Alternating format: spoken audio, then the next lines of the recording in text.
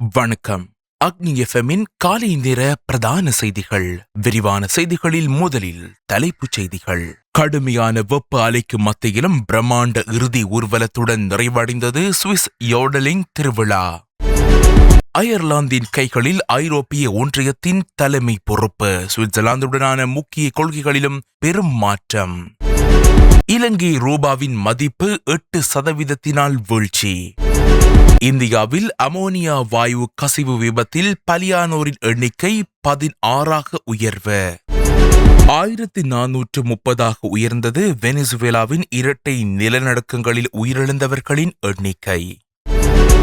சுவிட்சர்லாந்தின் பாசல் நகரில் கோலாகலமாக நடைபெற்று வந்த பாரம்பரிய யோடலிங் திருவிழா கடுமையான வெப்ப அலைக்கு மத்தியிலும் பிரம்மாண்ட இறுதி ஊர்வலத்துடன் நிறைவடைந்துள்ளது. சுவிஸ் நாட்டின் மிக முக்கிய கலாச்சார நிகழ்வுகளில் ஒன்றான 32வது சுவிஸ் மத்திய யோடலிங் திருவிழா கடந்த 3 நாட்களாக பாசல் நகரில் மிகவும் உற்சாகமாக நடைபெற்றது. 1924ஆம் ஆண்டிற்கு பின்னர் சுமார் ஒரு நூற்றாண்டு காலம் கடந்து இத்திருவிழா பாசல் நகரில் அரங்கேறியிருப்பது இதன் சிறப்பம்சமாகும். பாரம்பரிய சுவிஸ் பாடகர்கள், அல்பைன் கொம்பு இசைக்கலைஞர்கள் மற்றும் கொடி அசைக்கும் கலைஞர்கள் என சுமார் 12,000க்கும் மேற்பட்டோர் இந்த விழாவில் பங்கேற்று தங்களது திறமைகளை வெளிப்படுத்திக் உள்ளனர். விழாவின் இறுதி நாளான நேற்று நகரின் மையப்பகுதியில் வண்ணமயமான கலைகளுடன் கூடிய பிரம்மாண்ட இறுதி ஊர்வலம் நடைபெற்றது. எனினும் முன்னெப்போதும் இல்லாத வகையில் நகரில் கடுமையான வெப்ப அலை வீசியதனால் வெப்பநிலை 35 டிகிரி செல்சியஸை தாண்டி இருந்த நிலையிலும் ஆயிரக்கணக்கான பார்வையாளர்கள் வீதிகளின் ஓரங்களில் நிழல் தரும் பகுதிகளில் திரண்டு நின்று கலைஞர்களை உற்சாகப்படுத்தினர். கடுமையான காலநிலை சவால்களுக்கு மத்தியிலும் சுவிஸ் மக்களின் பாரம்பரியமும் ஒற்றுமையும் இந்த திருவிழா மூலம் மீண்டும் பறைசாற்றப்பட்டமை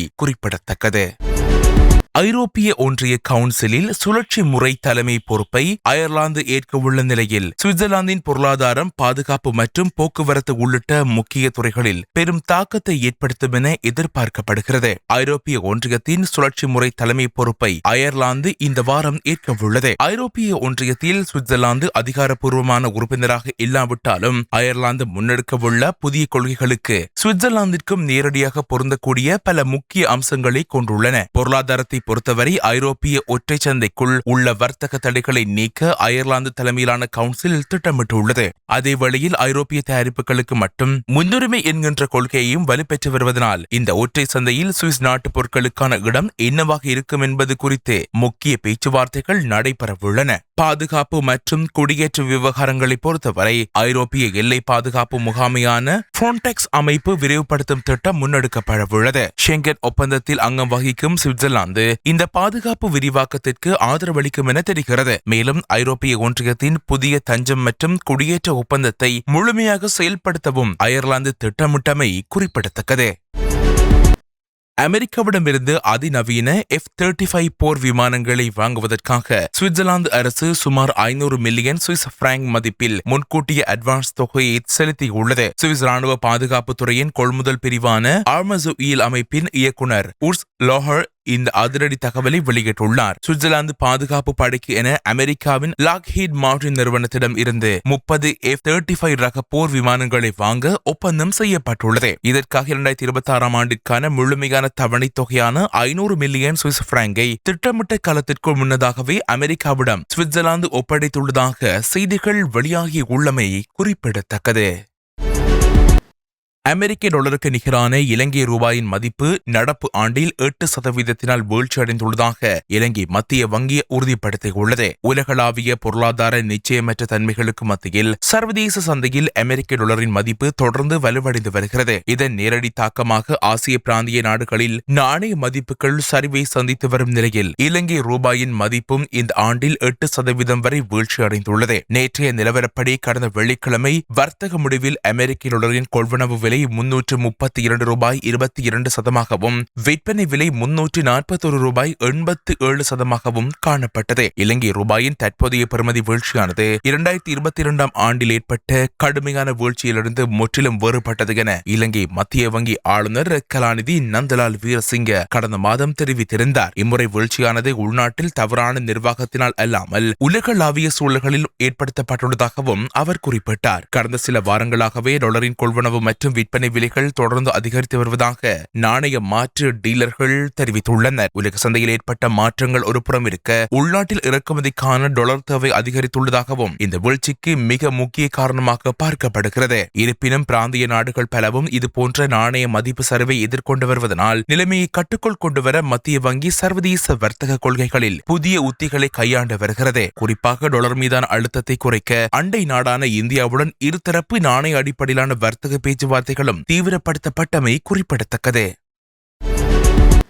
இலங்கை தமிழர்களின் சுய நிர்ணய உரிமை, நில ஆக்கிரமிப்புக்கு எதிரான குரல் மற்றும் அரசியல் கைதிகளின் விடுதலை உள்ளிட்ட பல்வேறு கோரிக்கைகளை வலியுறுத்தி மக்கள் செயல் இயக்கத்தின் ஏற்பாட்டில் உரிமை ஒப்பந்தம் என்கின்ற அமைதி வழி மக்கள் எழுச்சி நிகழ்வு நேற்றைய தினம் நடைபெற்றது. செம்மணி பகுதியில் உள்ள அணையா விளக்கு திடல் பகுதியில் மாலை 4 மணி அளவில் குறித்த நிகழ்வு இடம்பெற்றது. இதன் போது அணையா விளக்கு தூபிக்கு மலர் மாலை அணிவித்து ஈகை சுடர் ஏற்றப்பட்டு மலர் அஞ்சலி செலுத்தப்பட்டது. அதனைத் தொடர்ந்து செம்மணி மனித புதைக்குழியில் தற்போது முன்னெடுக்க வரும் அகழ்வு பணிகளில் இதுவரை 412 எண்புக்கூடுகள் அடையாளம் காணப்பட்ட நிலையில் 1999 ஆண்டு காலப்பகுதியில் மேற்கொள்ளப்பட்ட அகழ்வு பணிகளின் போது மீட்கப்பட்ட 15 எண்புக்கூடுகளுமாக 427 எண்புக்கூடுகளை நினைவுறுத்தி 427 தீப்பந்தங்களும் கொளுத்தப்பட்டன.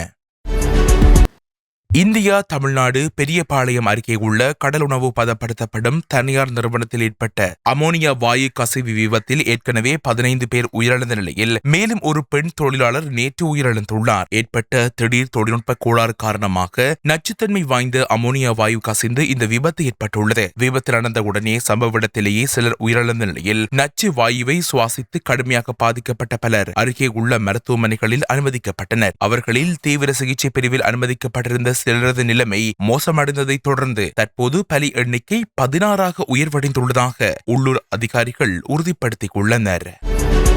தென் அமெரிக்க நாடான வெனிசுவேலாவில் அடுத்தடுத்து ஏற்பட்ட பயங்கர இரட்டை நிலநடுக்கங்களில் சிக்கி உயிரிழந்தவர்களின் எண்ணிக்கை 1430ஆக உயர்வடைந்துள்ளது. வெனிசுவேலாவின் பல்வேறு மாகாணங்களை உலுக்கிய இந்த சக்தி வாய்ந்த இரட்டை நிலநடுக்கங்கள் அங்குள்ள நூற்றுக்கணக்கான குடியிருப்பு கட்டிடங்களையும் வணிக வளாகங்களையும் தரமட்டமாக்கியுள்ளன. இடிபாடுகளுக்குள் இன்னும் ஆயிரக்கணக்கான மக்கள் சிக்கியிருக்கலாம் என்பதால் மீட்பு பணிகள் தொடர பலி எண்ணிக்கை மிக வேகமாக அதிகரித்து வருகிறது. நிலநடுக்கம் ஏற்பட்டு 3 நாட்கள் கடந்துவிட்டதனால் இடிபாடுகளுக்குள் எவரிடம் உயிருடன் இருக்கின்றார்களா என்பதை கண்டறியும் நோக்கில் மீட்பு குழுவினர் மீட்பு நடவடிக்கைகளை மேற்கொண்டு வருகின்றனர். எனினும் கனரக இயந்திரங்களின் பற்றாக்குறை மற்றும் தொடர்ச்சியாக ஏற்படும் நில அதிர்வுகள் காரணமாக மீட்பு பணிகள் மிக கடுமையான சவால்களை எதிர்கொண்டு வருவதாக சர்வதேச ஊடகங்கள் தெரிவிக்கின்றன.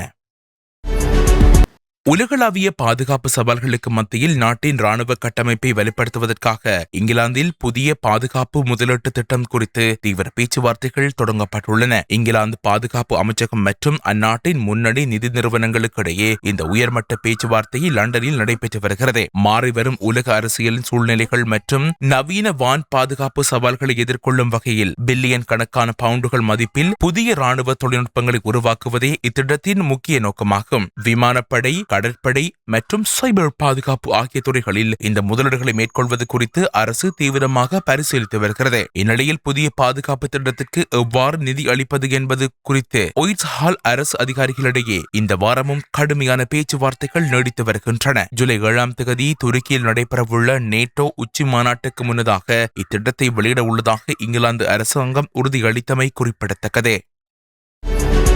உலகக்கிண்ண காற்பந்து தொடரின் குழுநிலை போட்டிகளுடன் ஸ்கொட்லாந்து அணி ஏமாற்றத்துடன் வெளியேறியதை தொடர்ந்து அந்த அணியின் தலைமை பயிற்சியாளரான ஸ்டீவ் கிளார்க் தனது பதவியை ராஜினாமா செய்துள்ளார். கடந்த சனிக்கிழமை நடைபெற்ற போட்டியில் கானா அணிக்கு எதிராக குரேஷியா பெற்ற வெற்றியானது உலகக்கிண்ணத்தில் அடுத்த சுற்றுக்கு முன்னரும் ஸ்கொட்லாந்தின் சிறு எதிர்பார்ப்பை முற்றாக தகர்த்தது. இந்த முடிவு வெளியான சில நிமிடங்களிலேயே ஸ்கொட்லாந்து காற்பந்து சங்கம் ஸ்டீவ் கிளார்க்கின் விலகல் குறித்த உத்தியோகபூர்வ அறிவிப்பை வெளியிட்டது. ஒரு மாதத்திற்கு முன்பாக ஸ்கொட்லாந்து அணியுடன் மேலும் 4 ஆண்டுகளுக்கு புதிய ஒப்பந்தத்தில் ஸ்டீவ் கிளார்க் கையெழுத்திட்டிருந்தமை குறிப்பிடத்தக்கது.